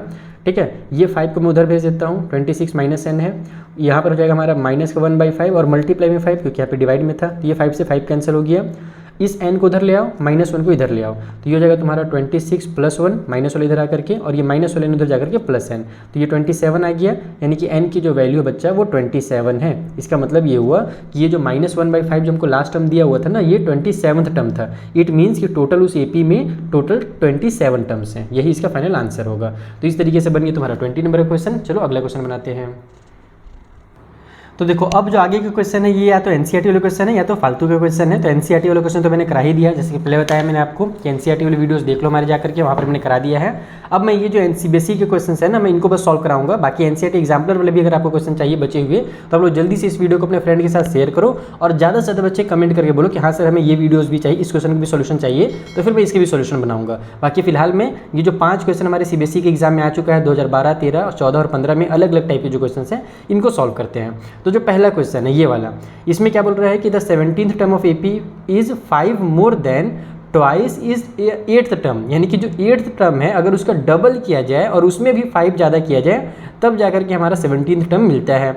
अगर जो 11th टर्म है वो है हमारा 43, तो बताइए nth टर्म कितना होगा। फाइंड द nth टर्म, यानी कि सिंपली आपको A और D की वैल्यू निकालनी है और an वाला फॉर्मूला लगा देना और कुछ नहीं करना है। लेकिन उसके लिए A और D का वैल्यू का जरूरत पड़ेगा, तो वो कैसे निकलेगा, इस वाले इक्वेशन से निकलेगा। चलो समझाता हूँ कैसे है। तो देखो हम लोग स्टार्ट करेंगे उस क्वेश्चन से, यानी कि वहाँ पर से जहाँ पर हमसे क्वेश्चन बोला था कि 17th टर्म जो है ना वो 8th वाले टर्म के ट्वाइस से भी 5 ज़्यादा है। तो मैं यहाँ पे डायरेक्ट लिखूंगा अकॉर्डिंग टू क्वेश्चन हमसे ये बोला जा रहा है कि जो 17th टर्म है, यानी कि A जो 17 है ना वो क्या है 8th वाले टर्म से, यानी कि A 8 से 5 ज़्यादा है, और भी इसके ट्वाइस से, केवल A 8 नहीं बोल रहा है, 5 मोर देन ट्वाइस इस एट्थ टर्म, यानी कि A8 का ट्वाइस कर दो, यानी 2 से मल्टीप्लाई कर दो, और उससे भी कितना ज़्यादा है तो 5 ज़्यादा है, तो उसमें भी 5 प्लस कर दो। तो ये हमसे क्वेश्चन में बोला था। A17 निकालने के लिए हम लोग क्या करते हैं, तो A प्लस में 16D करते हैं। पता ये कैसे आ गया ये चीज़, अगर नहीं पता बेटा तो स्टार्टिंग से वीडियो देखो, समझ में आ जाएगा। ये वाला टर्म निकालने के लिए कैसे करेंगे, तो A प्लस में 7D लिखेंगे, और मल्टीप्लाई में ये 2 है, ध्यान रखना, प्लस में 5 अलग से है। तो ये तुम्हारा हो जाएगा यहाँ पर से A प्लस में 16D इक्वल के उस साइड में 2 का ऐसे मल्टीप्लाई हो गया तो 2A, 2 का 7 से मल्टीप्लाई हो गया तो 14D। ठीक है, समझ में आ गया। प्लस में हमारा 5 है, सबको इधर ट्रांसफर कर लो। तो ये तुम्हारे पास हो जाएगा यहाँ से A माइनस में 2A, प्लस में हमारे पास 16D है, और ये हो जाएगा तुम्हारा माइनस का 14D इक्वल के उस साइड में हमारे पास ये जो 5 है ये रहेगा ही रहेगा, हमने सबको ट्रांसफर कर लिया। तो ये तुम्हारा बन गया माइनस का A, ये दोनों सॉल्व होकर के प्लस का 2D बना लेंगे, इक्वल के उस साइड में हमारा 5 हो जाएगा। तो एक काम करते हैं कि इसमें से माइनस की साइन को कॉमन लेकर के उधर ट्रांसफर कर देते हैं, यानी कि माइनस को अगर मैं बाहर निकालूं तो ये मेरा प्लस वाला A हो जाएगा, ये माइनस का 2D हो जाएगा, और जो माइनस की साइन कॉमन लेंगे उसको उधर भेज देते हैं, तो वो माइनस का 5 हो जाएगा। इस तरीके से मैंने क्यों किया, ताकि मेरा जो A है वो पॉजिटिव में रहे, और फिर मैं एलिमिनेशन मेथड जो है ना ईजिली यूज़ कर सकूँ। तो ये मेरा इक्वेशन नंबर 1 बन गया। समझ में आया ना, माइनस की साइन कैसे कॉमन लिया मैंने। देखो माइनस साइन कॉमन लेने का मतलब है इसको ब्रैकेट में डालो, उसके बाद माइनस की साइन को बाहर निकालो। माइनस कॉमन लेने का मतलब है -1 बाहर निकलता है एक्चुअल में। तो जब -1 बाहर निकलेगा तो ये प्लस का A हो जाएगा, और ये माइनस का 2D हो जाएगा, और फिर वो जो -1 है उसको इधर ट्रांसफर कर दोगे तो इधर आकर के वो डिवाइड में -1 हो जाएगा, क्योंकि कॉमन लेने के बाद वो मल्टीप्लाई में था। तो इधर आकर के फिर 5 डिवाइड बाई -1 इक्वल टू -5 हो जाएगा। तो इस तरीके से होता है, बाकी इतना डिटेल में एग्जाम में लिखने की जरूरत नहीं है, क्लास 10 तक पहुंच गए तुम लोग। पहला इक्वेशन बना। दूसरा इसी में क्या बोल रहा था कि जो 11th टर्म है वो 43 है, यानी कि ऑल्सो ऐसे लिखो, ऑल्सो जो 11th यानी कि A11 है वो हमारे पास 43 है। तो ये हो जाएगा हमारा A प्लस में 10D इक्वल टू साइड में 43। बस ये हो गया इक्वेशन 1 और 2, सॉल्व कर दो। तो मेन ये वाला पार्ट था, बाकी इस टाइप से क्वेश्चन तुमने पहले बना रखा है, ये थोड़ा सा नया था इसलिए मुझे समझाना था। अब मैं यहाँ पर क्या करूँ भैया, दोनों को सब्ट्रैक्ट कर देता हूँ। तो मैं इसमें से इसको माइनस कर देता हूँ, तो इक्वेशन नंबर 2 में से माइनस कर देता हूँ मैं इक्वेशन नंबर 1 को। तो ये हो जाएगा हमारा A माइनस में 2D इक्वल टू साइड में माइनस का 5, उसमें से माइनस होगा अरे यार एक सेकेंड, इक्वेशन 2 में से मेरे को माइनस करना, चलो ऊपर में लिख देते हैं यहाँ पर A प्लस में 10D और इक्वल के साइड में 43 है। ये इक्वेशन 2 है, उसमें से इक्वेशन 1 माइनस करूँगा तो ये माइनस की साइन हो जाएगी, ये माइनस वाला प्लस हो जाएगा, ये भी माइनस वाला प्लस हो जाएगा। माइनस करने के बाद साइन चेंज हो जाता है, तो प्लस माइनस का खेल खत्म। ये 10 है और ये 2 है, दोनों प्लस में है, तो ये हो जाएगा 12D इक्वल के उस साइड में यहाँ पर भी हमारे पास ये दोनों प्लस में है, 43 भी और 5 भी प्लस हो गया है, तो ये हो जाएगा 48। D की वैल्यू निकालने के लिए हम लिखेंगे 48 डिवाइड बाई में 12, तो 12 के टेबल में हमारा 48 कितने टाइम पे आता है, 4 टाइम पे आता है, तो D इक्वल टू हमारा 4 हो जाएगा। अब इस 4 को मैं कहाँ पर पुट कर दूँ, मैं इसे पुट कर देता हूँ इक्वेशन नंबर 1 में, ठीक है। तो D equal to 4 in equation number 1, तो ये हो जाएगा तुम्हारा A माइनस में 2 मल्टीप्लाई 4, 2D था ना, तो वहाँ पर 4 रख दिया मैंने, इक्वल टू साइड में -5, इसको इधर ट्रांसफर कर दो, तो इक्वल टू हो जाएगा -5, और ये माइनस वाला 8 जो इधर आकर के प्लस का 8 हो जाएगा, तो A का जो वैल्यू है वो प्लस वाला 3 हो जाएगा। तो A का वैल्यू और D का वैल्यू मिल गया। अब अपने को nth टर्म बोला था, यहाँ पे लिखो सो nth टर्म जो हमारा nth वाला टर्म होगा वो कितना होगा। nth टर्म मतलब कि सिंपली तुमको बस an equal to A plus में n-1D फॉर्मूला लगाना है ना, और कुछ करना ही नहीं है। nth टर्म जैसे मान लो 16 टर्म बोलता है तो n के बदले में 16 लिखते हैं, लेकिन nth टर्म बोल रहा है तो n के बदले में n ही रहने देना है। तो ये तुम्हारा हो जाएगा यहाँ पर से A के बदले में 3 प्लस में n-1, और D के बदले में हमारे पास कितना है तो 4 है। तो ये बन गया हमारा 3 प्लस में 4 का n से मल्टीप्लाई होगा तो 4n, 4 का 1 से मल्टीप्लाई होगा तो माइनस का 4, उसके बाद ये आ जाएगा तुम्हारा 4n, और ये दोनों सॉल्व होकर बना लेंगे माइनस का 1, यानी कि जो हमारा nth टर्म है वो 4n माइनस 1 है, और यही चीज़ हमसे पूछा था। तो इस तरीके से तुम्हारा 27 भी क्वेश्चन खत्म। चलो 28 वाला बनाया जाए। सो अगले क्वेश्चन में बोल रहा है कि find the number of all 3 digit natural numbers which are divisible by 9, यानी कि 3 डिजिट के जो हमारे नेचुरल नंबर हैं, जैसे हमारा 100 है 3 डिजिट का नंबर, और 999 भी जो है वो 3 डिजिट का नंबर है। तो हमसे वही पूछ रहा है कि 100 से 999 के बीच में ऐसे कितने नंबर्स हैं जो हमारे 9 से डिविजिबल हैं। तब इसको कैसे सॉल्व करेंगे, बहुत ही आसान है। तुमको भले लग रहा होगा अरे बाप रे बाप तो बहुत खतरनाक क्वेश्चन आ गया, अब तो हमको 100 को 101 को 102 कैसे चेक करना पड़ेगा। तो बिल्कुल भी नहीं, इसका बस कॉन्सेप्ट में जल्दी समझा देता हूँ, तुमसे बहुत ईजी लगेगा क्वेश्चन फिर। तो देखो जैसे कि मैंने बताया कि सबसे पहले 100 जो है वो 3 डिजिट का नंबर है, और सबसे लास्ट में 999 जो है वो 3 डिजिट का नंबर है। लेकिन क्या 100 हमारा 3 डिजिट का जो नंबर है क्या ये डिवाइड होता है 9 से, तो बिल्कुल भी नहीं। तो तुमको सबसे बस एक काम में बस थोड़ा सा बस यही मेहनत लगेगा कि तुमको ये पता करना है कि 3 डिजिट का वो कौन सा नंबर है जो 9 से डिविजिबल है। तो बहुत ही आसान है, तुम लोग देखो यहाँ पर 100 है ना, अगर तुम इसको मान लो 99 लिखता मैं थोड़ी देर के लिए, तो 99 तो तुमको पता ही है कि 9 से डिविजिबल है, 9 1 जा 9 9 1 जा 9 हो जाएगा। तो अब 99 के बाद अगला कौन सा नंबर आएगा जो 3 डिजिट का होगा, यानी कि अगला कोई सा 3 डिजिट मत सोचो, बस ये सोचो कि 99 के बाद अगला कौन सा नंबर है जो 9 से डिविजिबल है। तो कोई बच्चा ये बता देगा कि सर 99 में आप 9 प्लस कर दो तो निकल करके आता है 108, यानी कि जो 108 है यही हमारा वो नंबर है 3 डिजिट का जो 9 से डिविजिबल है। और इससे पहले जो नंबर आ रहा था वो 99 आ रहा था जो 9 से डिविजिबल था, लेकिन ये तो 2 डिजिट का था, हमको तो 3 डिजिट का चाहिए। तो 108 जो है, बस ये तुमको बस दिमाग इसी में लगाना है कि पहला नंबर जो है वो कौन सा है। तो 108 is the first number, sorry थोड़ा सा हिल गया, is the first 3 digit number, 3 digit number divisible by 9, ठीक है ना। ये पहला हमारा 3 डिजिट का नंबर है 108 जो 3 डिजिट का भी है और 9 से डिविजिबल भी है।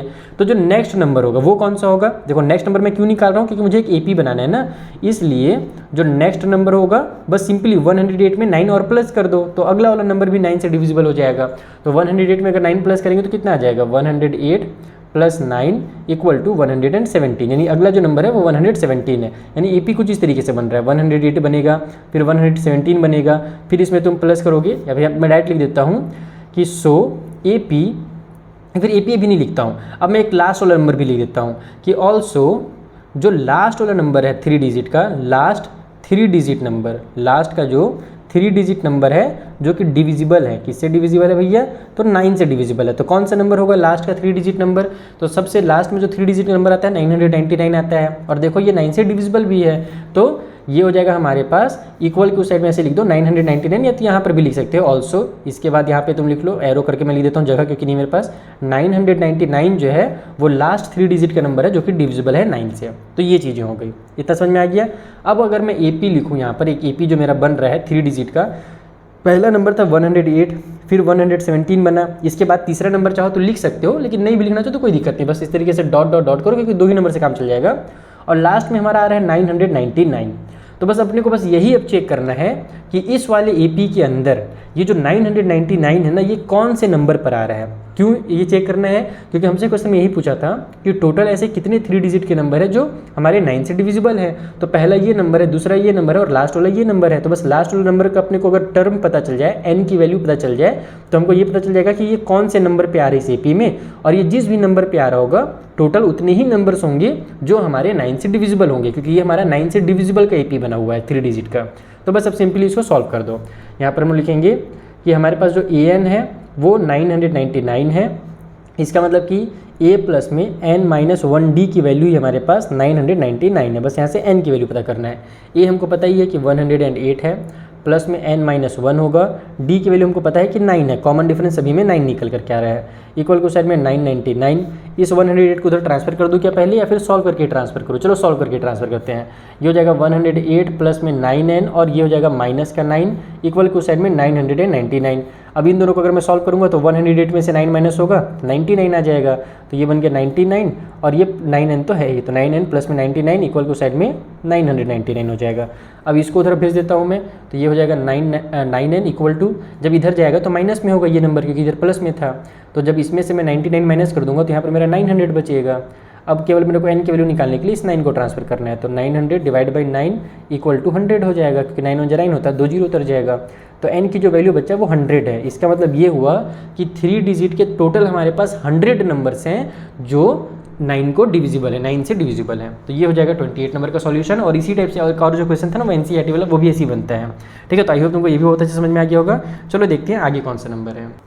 तो देखो जो नेक्स्ट वाला क्वेश्चन है वो भी फिर से इसी क्वेश्चन को दोहरा दिया है, कुछ नया क्वेश्चन दिया ही नहीं है। ये 2012 में आया था और 2013 में सेम क्वेश्चन रिपीट किया है, बस नंबर को थोड़ा चेंज किया है। इसमें क्या बोल रहा है कि, और आसान भी कर दिया है ना, देखो क्या बोल रहा है कि जो 19th टर्म है एपी का वो इक्वल है 3 टाइम्स इसके 6th टर्म के, यानी कि A19 जो होगा वो इक्वल होगा 6th टर्म यानी कि A6 के 3 टाइम्स है। तो A19 is equal to A6 multiply 3। पिछले बार तो हम लोग को मल्टीप्लाई 2 करके +5 भी करना पड़ा था, इस बार तो वो भी नहीं करना पड़ रहा है, तो मुझसे भी आसान है। और फिर बोल दिया जो 9th टर्म है वो 19 है, तो बताइए AP कितना होगा।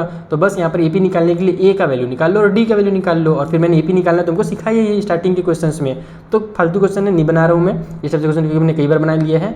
ये क्वेश्चन थोड़ा सा नया है, कॉन्सेप्ट यही यूज़ होगा 28 वाला, लेकिन थोड़ा सा नया क्यों है कि इसमें बोल रहा है कि find the number of natural numbers between 101 and 999 which are divisible by both 2 and 5। जैसे यहाँ पर बोल रहा था ना कि डिविजिबल बाई 9, उसी तरीके से बोल रहा है कि वो नंबर्स का पता लगाओ जो 101 से 999 के बीच में आ रहे हो और इन दोनों से डिविजिबल हो। तो ऐसा क्वेश्चन कैसे बनाया जाता है, चलो मैं समझाता हूँ। तो देखो यहाँ पर मैंने एक सेंटेंस लिखा है कि number which are divisible by both 2 and 5 are also divisible by 10। अब इसका मतलब क्या हुआ, तो देखो अलग अलग आपको नहीं निकालना है। जैसे आपने जो क्वेश्चन नंबर हमारा कौन सा था 28 था ना, तो 28 वाले में जैसे आपने 9 का निकाला था ना कि कौन कौन से नंबर 9 से डिविजिबल है, उसी तरीके से तुमको ये देखना है कि ऐसे कौन कौन से नंबर हैं जो 2 और 5 दोनों से डिवाइड होंगे। तो अलग अलग नहीं निकालना है, तो इसलिए क्या करेंगे, हम 2 और 5 का एलसीएम ले लेंगे और देखते हैं कि 2 और 5 का जो एलसीएम होता है वो 10 होता है। इसका मतलब कि ऐसे नंबर्स जो 2 और 5 दोनों से डिवाइड होंगे ना, वो 10 से भी डिवाइड होते हैं। अब इसको करने से हमारा काम बहुत आसान हो जाएगा। जैसे एग्जाम्पल के लिए मैं समझाता हूँ कि जो हमारा मान लो 4 है, तो 4 जो है वो 2 से तो डिवाइड हो रहा है, लेकिन 5 से हो रहा है क्या, नहीं हो रहा है। उसी तरीके से जो 5 है वो 5 से तो डिवाइड हो रहा है, लेकिन 2 से डिवाइड नहीं हो रहा है। तो ऐसा कौन सा नंबर है जो दोनों से डिवाइड हो जाए, तो ऐसा नंबर है 10। 10 जो है वो 2 से भी डिवाइड होगा, 5 से भी डिवाइड होगा। फिर 20 जो है वो 2 से भी डिवाइड होगा, 5 से भी डिवाइड होगा। जो हमारे पास 30 है वो भी हमारा 2 से भी डिवाइड होगा और 5 से भी डिवाइड होगा, है ना। बाकी तो कोई ऐसा नंबर नहीं मिलेगा, तुम इसके बीच में ट्राई मार सकते हो, कोई भी नंबर नहीं मिलेगा जो 2 और 5 दोनों से डिवाइड हो। लेकिन 10, 20 और 30 जो है वो 2 और 5 दोनों से डिवाइड हो रहे हैं। और साथ ही साथ ये भी देखा जा रहा है कि जो 10 है वो तो 10 से डिवाइड होगा ही, 20 भी 10 से डिवाइड हो रहा है, 30 भी 10 से डिवाइड हो रहा है। इसका मतलब ये हुआ कि वो सारे के सारे नंबर जो 2 और 5 दोनों से डिवाइड हो रहे हैं वो 10 से भी डिवाइड होते हैं। तो तुम एलसीएम वाला अगर फंडा नहीं समझ रहे हो तो ये फंडा तुमको समझ में आ गया होगा। यानी कि हमको ये पता करना है कि ऐसे कौन से नंबर हैं 101 और 999 के बीच जो 10 से डिवाइड हो रहे हैं। तो तुम अब ये लिखोगे, सो नंबर्स विच नंबर्स बिटवीन, ऐसे लिखो, नंबर बिटवीन कितना बोला था हमसे क्वेश्चन में 101, तो 101 एंड 999, यानी कि ऐसे नंबर जो 101 999 के बीच में आ रहे हैं, which are divisible by 10 are, ठीक है। यानी कि ऐसे नंबर जो इसके बीच में भी आ रहे हैं और 10 से भी डिविजिबल हो रहे हैं। तो हमको लोग 10 से डिविजिबल क्यों देख रहे हैं, हम लोग 2 और 5 से डिविजिबल क्यों नहीं देख रहे हैं, क्योंकि ये मैंने कॉन्सेप्ट समझा दिया कि हमको डायरेक्ट 10 से डिविजिबल वाले नंबर देखना है। तो सिंपल है, देखो 100 जो है वो 10 से डिवाइड होता है, 100 के बाद 110 जो है वो 10 से डिवाइड होगा, तो मैं यहाँ पे लिख देता हूँ 110। उसके बाद 120 जो है वो 10 से डिवाइड होगा, 130 जो है वो 10 से डिवाइड होगा। ऐसे ही चलते चलते जाओगे तो 990 जो है ना वो 10 से डिवाइड होगा। 990 होगा ना 10 से डिवाइड, क्योंकि लास्ट में 0 आ रहा है। और उसके बाद फिर अगला जो नंबर होगा वो 1000 हो जाएगा, जो कि ज़्यादा हो गया इससे। तो हम लोग यहाँ पर लिखेंगे कि इन दोनों के बीच में ये जो एपी हमारा बन रहा है ना, ये ऐसा एपी है जो 10 से डिविजिबल है। बस यहाँ पर यही तुमको निकाल देना है, ये जो वैल्यू है ना 999, यही पता करना है कि ये कौन से नंबर पे आ रहा है। तो बस सिंपल यहाँ पर लिखो कि हमारे पास an जो है वो 990 है, सॉरी 99 बोल रहा हूँ।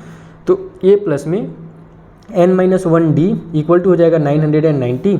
a का वैल्यू 110 है, n का वैल्यू ही पता करना है, d का वैल्यू हमारे पास 10 है, इक्वल टू साइड में हो जाएगा 990। ब्रैकेट खोल करके सॉल्व कर लेते हैं, तो ये हो जाएगा हमारे पास 10n माइनस में 10 इक्वल टू साइड में 990। इन दोनों को सॉल्व करो तो 100 हो जाएगा, 100 को उधर ट्रांसफर कर दो तो ये हो जाएगा हमारा 10n इक्वल टू साइड में 990, और ये इधर जा करके माइनस का 100 हो जाएगा ना, क्योंकि हमारे पास इधर जब हम लोग सॉल्व करेंगे तो प्लस वाला 100 आएगा, क्योंकि बड़े नंबर में प्लस की साइन है, तो प्लस 100 रहेगा इधर, उधर जा करके माइनस का 100। तो ये 10n है, सॉरी। तो यहाँ पर n की वैल्यू निकालने के लिए हम क्या करेंगे, पहले तो इसको माइनस करेंगे, तो ये हो जाएगा हमारे पास 890, और ये जो 10 है इधर आकर के डिवाइड में हो जाएगा, तो 0 से 0 कैंसिल, नीचे में 1 है उसको लिखने की जरूरत ही नहीं है। n की जो वैल्यू हो गई वो 89 हो गई। यानी कि इसका मतलब ये हुआ कि इस 101 और 999 के बीच में ये जो हमारे नंबर थे जो 10 से डिविजिबल थे, तो वो कितने नंबर हैं जो 10 से डिविजिबल हैं, टोटल 89 नंबर्स हैं जो 10 से डिविजिबल हैं। और अगर 10 से डिविजिबल हैं तो लास्ट में तुम यही स्टेटमेंट लिखो जब एग्जाम में बनाओगे तो, कि हमारा जो 80 बोल रहा हूँ, हाँ 89 ऐसे नंबर्स हैं जो 101 और 999 के बीच में आएंगे जो 2 और 5 दोनों डिविजिबल होंगे। ये 10 तो हमने अपने सहूलियत के लिए बनाया था इस चीज़ को, लेकिन हमको एक्चुअल में क्वेश्चन में 2 और 5 बोला था, तो लास्ट में जब आंसर लिखेंगे तो 2 और 5 का यूज़ करेंगे लिखने के लिए। तो इस तरीके से बबुआ लोग ये वाला क्वेश्चन बनेगा। चलो अगला क्वेश्चन बनाएं। तो देखो इस वाले क्वेश्चन में क्या बोल रहा कि find the middle term of AP 213, 205, 197 and 37 last में आ रहा है। तो तो हम लोग देखो मिडिल टर्म अगर पूछ रहे हैं हमसे तो इसमें ज़्यादा कन्फ्यूजन की जरूरत नहीं है। सिंपल ये पता करो कि जो 37 है ये कौन से नंबर पे आ रहा है। हो सकता है कि ये 40वां नंबर हो, हमारा 40th टर्म हो, है ना। तो अगर ये 40th टर्म होगा तो टोटल इसका मतलब जो टर्म होगा यहाँ पर फिर कितने हो गए, 40 हो गए। तो 40 का मिडिल कितना होता है, 40 का बीच का कितना होता है, तो 40 का बीचों बीच में आता है 20, यानी कि फिर हम लोगों को इसका 20 वाला टर्म पता करना पड़ेगा। तो हम लोग को पहले यही देखना है कि 37 जो है वो कौन सा टर्म है। चलो पता करते हैं हम। तो देखो ये AP दिया हुआ है, जैसा कि मैंने बताया सबसे पहले हमको पता करना है कि इसमें टोटल कितने टर्म्स हैं। तो वो हमको पता चलेगा इस 37 का नंबर पता करने से कि ये कौन से नंबर पे आ रहा है। तो यहाँ पर हमारे पास A का वैल्यू तो तुम लोगों को दिख ही रहा है 213 है। D का वैल्यू कितना हो जाएगा, तो 205 में से माइनस कर दो हमारे 200 बेचारे 13 को, तो ये हो जाएगा तुम्हारा कितना 8 निकल करके आ जाएगा। लेकिन बड़े नंबर में चूंकि माइनस की साइन है तो माइनस का 8 हो जाएगा। ठीक है, अब हम लोग क्या करेंगे कि यहाँ पर से देखेंगे AN की जो वैल्यू है वो 37 है और यहाँ से N की वैल्यू कितनी है वो पता करेंगे। तो फॉर्मूला लगाएंगे A + में n - 1D इक्वल की उस साइड में 37, A का वैल्यू हो गया 213 प्लस में n माइनस में 1 और d के बदले में माइनस का 8 इक्वल की उस साइड में हमारे पास 37। सॉल्व कर लो, तो इसको ट्रांसफर ही कर देता हूँ डायरेक्ट, है ना, फिर उसको भी ट्रांसफर करेंगे या फिर एक ही साथ करें। चलो एक ही साथ कर लो, जैसा तुम लोग का मर्जी। लेकिन मुझे दिख रहा है कि ऐसे ट्रांसफर करूँगा ना तो 3 और 7 सॉल्व हो जाएंगे, लेकिन नहीं यार उधर जाएगा तो माइनस होगा, फालतू है, रहने दो। 213 है, ये हो जाएगा माइनस का 8n और ये हो जाएगा प्लस का 8 इक्वल की उस साइड में 37। ये दोनों ऐड होकर के अब ट्रांसफर करता हूँ मैं, तो फिलहाल इधर माइनस 8n रहेगा इक्वल टू साइड में 37 रहेगा। ये दोनों जब प्लस होंगे तो प्लस रहेंगे, लेकिन इधर आकर के माइनस में हो जाएंगे। तो कितना माइनस में होगा भैया, तो ये हो जाएगा हमारा कितना, ऐड होने के बाद 221 हो जाएगा, है ना, इतना ही ना होगा। 13 में 8 प्लस किया तो 21। अब यहाँ पर से हमारे पास हो जाएगा माइनस का 8n इक्वल की उस साइड में दोनों सॉल्व होकर के हमारे पास 11 में से 7 माइनस हुआ तो 4, यहाँ पर बचा है हमारे पास 1। अब ये बोरो करके फिर 11 हो जाएगा, तो 11 में से अब 3 माइनस करेंगे तो हमारा आ जाएगा 8, बचेगा 1, तो ये 1 उतार देते हैं। ठीक है, इतना क्लियर है। अब यहाँ पर हमारे पास बड़े नंबर में माइनस की साइन थी तो माइनस की साइन लग जाएगी, माइनस से माइनस को उड़ा सकते हो डायरेक्टली। तो n इक्वल टू हो जाएगा 184 डिवाइड बाई में 8, इसको डायरेक्ट उड़ाने की कोशिश करते हैं 8 से। 8 के टेबल में 8 दूनी 16, 2 बचेगा, आगे जाकर के 24 बना देगा, तो 8 3 के 24, यानी कि n की जो वैल्यू वो 23 निकल करके आ गई। ये थोड़ा सा तिगड़म हो गया, लेकिन कोई दिक्कत नहीं, समझा देता हूँ इसको भी। हमारे पास जो नंबर ऑफ टर्म्स है ना इस वाले AP में वो टोटल 23 टर्म्स हैं। तो 23 का मिडिल कितना होगा, अब इसमें बच्चे लोग कन्फ्यूज़ हो जाते हैं कई बार, लेकिन कन्फ्यूज़ नहीं होना है। देखो बच्चे लोग एकदम कॉन्सेप्ट समझना, अगर हमको 24 टर्म मिलते तो 24 का मिडिल करते तो 12 निकल करके आता। लेकिन अगर हमारे पास 23 मिला है और उसको मिडिल करेंगे यानी 2 से डिवाइड करेंगे तो 11.5 आएगा। तो भैया 11.5 टर्म तो हम लोग निकालने ही नहीं जानते। हम लोग जानते हैं जो टर्म होता है या तो 1 होता है या तो 2 होता है या तो 3 होता है या तो 11 होगा या तो 12 होगा, ऐसे होगा। 11.5 तो होगा नहीं। तो यहाँ पर हमको क्या करना है, जब कभी भी नंबर ऑड वाला आ जाए तो तुमको एक एक्स्ट्रा वाला जो नंबर होता है ना उसको तुम लोगों को यहाँ पर कंसीडर करना है एज अ मिडिल टर्म। यानी कि जो 23 अगर टोटल नंबर्स हैं तो जो बीचों बीच का नंबर होगा हमारा वो हमारा कौन सा होगा, वो हमारा 12 वाला टर्म होगा। इसको कैसे निकाला जाता है, अगर तुम चाहो ना तो 1 2 3 4 इस तरीके से लिखना, 23 तक तुम देखना बीचों बीच में तुम्हारा 12 निकल करके आएगा, इधर और ये तुम्हारे बराबर नंबर हो जाएंगे। तो यहाँ पर तुम इसको ऐसे लिख सकते हो कि हमारे पास यहाँ पर जो n है वो हमारा एक ऑड नंबर है, तो जो मिडिल टर्म होगा, मिडिल वाला हमारा जो टर्म निकल करके आएगा वो कौन सा निकल करके आएगा, तो इसके लिए हम लोग 23 में 1 प्लस करेंगे और फिर 2 से डिवाइड देंगे, तो 24 डिवाइड बाई 2, यानी कि जो 12th वाला टर्म है ना ये हमारा बीचों बीच का टर्म है। यानी कि हमको एक्चुअल में इस AP का 12th वाला टर्म फाइंड करना है। सो हम लिखेंगे A12 equal to A plus में 12 माइनस 1D। तो यहाँ से हमारे पास हो जाएगा A के बदले में 213, ये हो जाएगा हमारा 11 और D का वैल्यू तो हमने देखा ही था कि माइनस का 8 था, तो ये हो जाएगा हमारा 213 माइनस में 11 8 जा 88 88। चलो जल्दी से माइनस करते हैं। 13 में से हमारा 8 गया तो बचेगा 5, यहाँ 0 है तो 10 हो जाएगा, 10 में से 8 गया तो बचेगा हमारे पास 2 और यहाँ हो जाएगा 1, यानी कि 125 होगा आंसर। यानी कि इसका जो मिडिल टर्म आएगा इस वाले AP में, ये जो AP इस तरीके से चल रहा है ना, तो इसमें जो बीचों बीच में जो नंबर आएगा वो हमारा 125 होगा। इस तरीके से बच्चा लोग तुम्हारा ये पूरा एक्सरसाइज मैंने करा दिया, बस कुछ क्वेश्चंस मैंने छोड़े हैं। अगर तुम चाहते हो कि उन क्वेश्चन को मैं करा दूँ तो बेटा थोड़ा सा तो मुझे भी सपोर्ट करना पड़ेगा तुम लोगों को, कि तुम लोग बहुत बदमाश हो मैं जानता हूँ, बस देखोगे खुद ही भाग जाओगे। तो इसलिए भैया अगर तुमको चाहिए बाकी क्वेश्चंस के भी वीडियो तो जल्दी से शेयर कर दो इस वीडियो को। मिलेंगे हम लोग नेक्स्ट वीडियो में। बाकी हाँ, अगर तुमको मेरे सैम्पल पेपर्स वगैरह परचेस करने हैं तो जो 83 नंबर है उसमें मैसेज करना। मिलेंगे नेक्स्ट वीडियो में। Thank you for watching.